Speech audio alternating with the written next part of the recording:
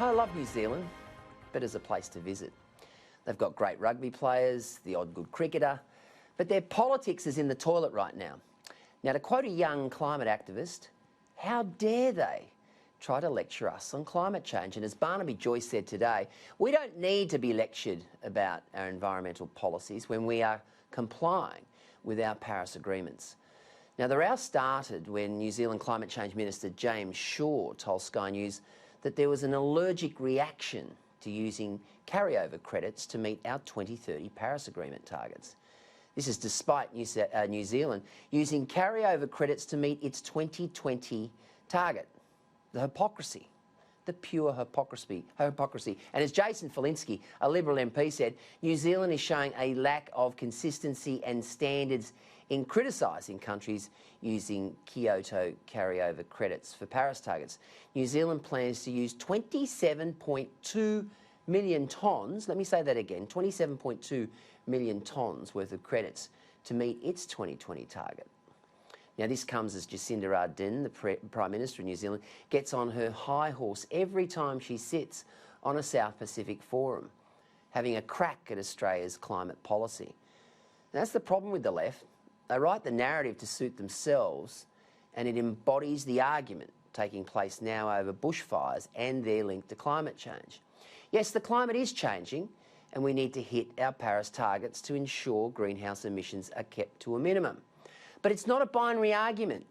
The other factor in our summer of catastrophic bushfires is the way the Greens have hijacked our environment and conservation departments, scaling back hazard reduction measures such as backburning.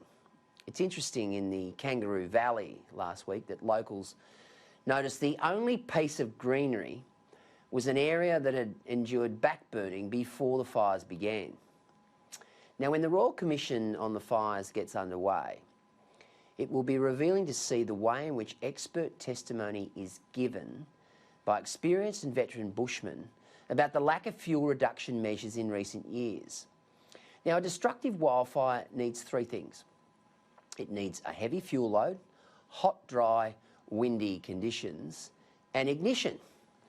Now, of these, the only factor humans can control is the fuel load, which can be reduced by grazing, forestry operations, firewood collection, or slashing or mulching, or repeated planned cool season burning. The Australian plant landscape developed under frequent patchwork, burning by Aboriginals, which produced the grasslands and open forests that Europeans admired when they arrived. Graziers and good forest managers refined and continued this practice until bureaucratic barriers and academic theorists severely curtailed all preventative burning.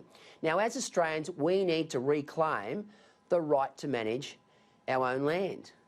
Farmers, graziers and Aborigines have managed their own land for hundreds of years, in the case of Aborigines, thousands of years. And the key aspect of that land management protection from fires is backburning. Yet we've seen this loony left-wing agenda hijack vegetation management protocols in this country, contributing significantly to the bushfire risk and exposure. Anybody who tries to tell you that there's no link between fuel load reduction and land management procedures and catastrophic bushfires should be waved away as delusional. The very animals and habitats the Greens say they care so much about have been savaged by poor decision-making at local and state level. It's a national disgrace, and these people should hang their heads in shame. Where's Adam Bandt? Where's Sarah Hanson-Young? Where's Richard Di Natale these days? They're very, very quiet. They know the score. They know it's climate change and their inability to accept they've dropped the ball on land management. Now, the last thing we need is New Zealand political leaders or green eco-warriors telling us what's right and wrong about our environmental policies. Let's hope the Royal Commission exposes these people for exactly what they are.